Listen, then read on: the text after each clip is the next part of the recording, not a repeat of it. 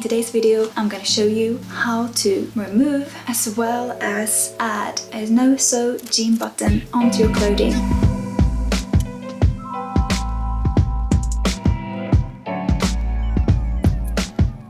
Hi, my name is Matilda and welcome back to Miss Matti, the channel where we talk all about upcycling, mending, sewing, knitting and other kinds of DIYs, as well as how to figure out how to live an awesome and sustainable life. In this video I will show you how to remove as well as add a new no-sew jean button onto your jeans or denim jacket, as in my case, either to update your garment or repair something that is broken. And if you're only interested in finding out how to add a new button, I will put a timestamp here so you can go right ahead and learn what to do. And now let's get into how to remove a jean button.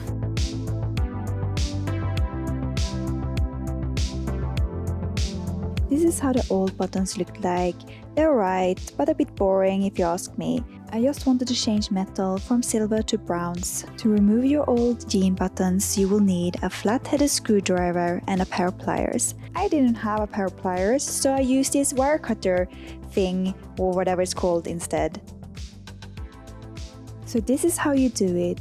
Grab with your pliers around the bottom section of the bottom top. Then on the underside or the wrong side of the fabric, press the flathead screwdriver underneath the rivet. Push around the middle part of the rivet to loosen it up. This can take quite some time, and with 13 buttons ahead I grew impatient and snapped the rivet off. You can do that, but if you stick with the pliers screwdriver method, you will get a smaller and neater hole. So this time I will show you my recommended method.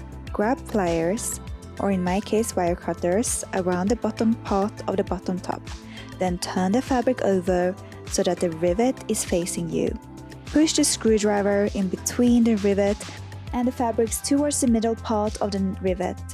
Push around the rivet to loosen it up by twisting it up and down. Go slowly and take your time. Eventually it will loosen its grip and your button is removed.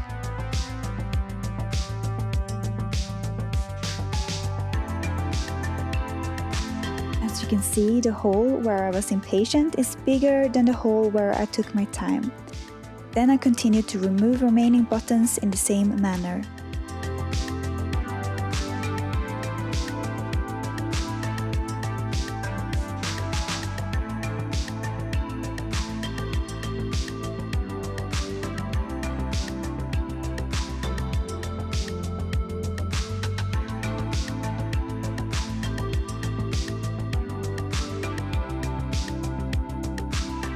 One thing I learned whilst doing research for this video is that the rivet is also known as a stud or a tack. When I say rivet in this video, just insert your preferred word.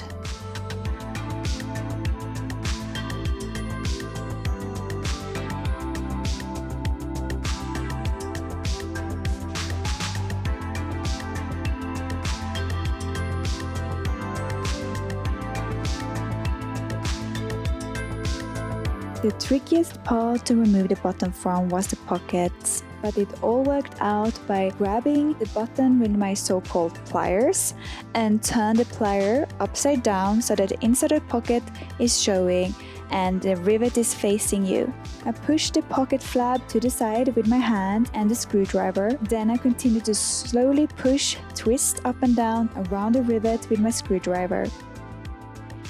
And look at all these buttons that I have removed. Once you removed your buttons, examine the areas where your buttons were attached. Any of the holes need extra strengthening by stitching or sewing on a patch. If you plan to add a sew-on button, you gotta do this on all the holes, no matter the size.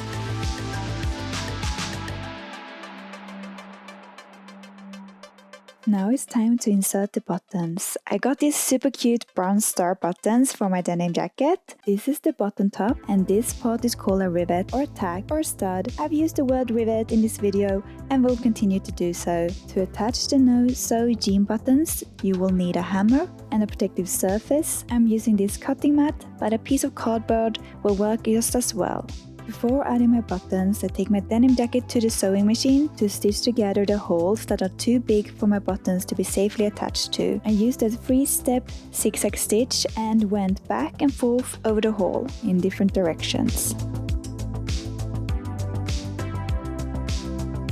As you can see, once the button is attached, you will not be able to see the stitching at all.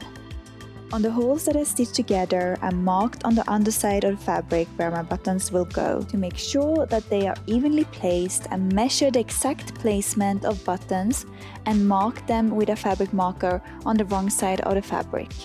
Once I had all my holes marked out, it is now time to attach the buttons. I first pushed through the rivet through the hole from the wrong side of the fabric, then I placed the bottom top on my protective surface. Place the sharp point of the rivet on top of the button in the little hole in the button top. Then hammer gently. Check the button to make sure it's secured tightly. If not, hammer a little more.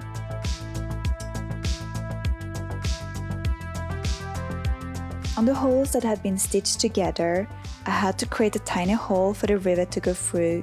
You can use a tailor's awl for this, but I do not own one, so I used some double-pointed knitting needles.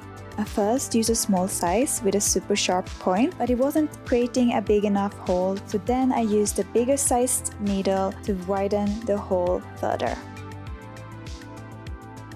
Then, if you like me have more buttons than one, continue the process.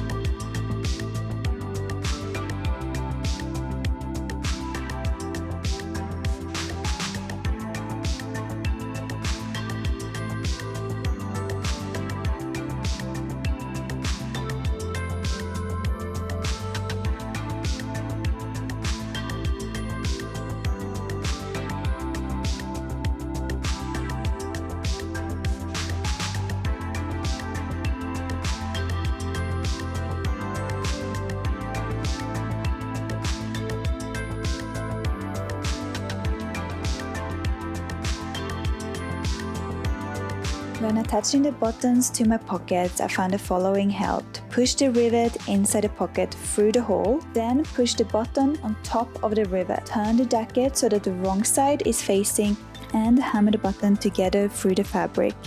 And voila! It's done!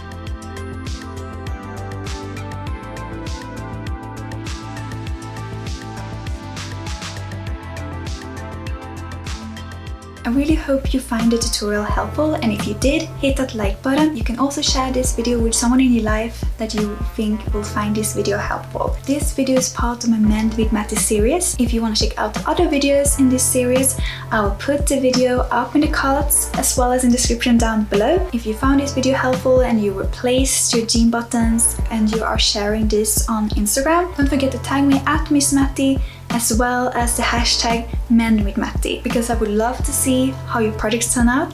And until next time, hejdå!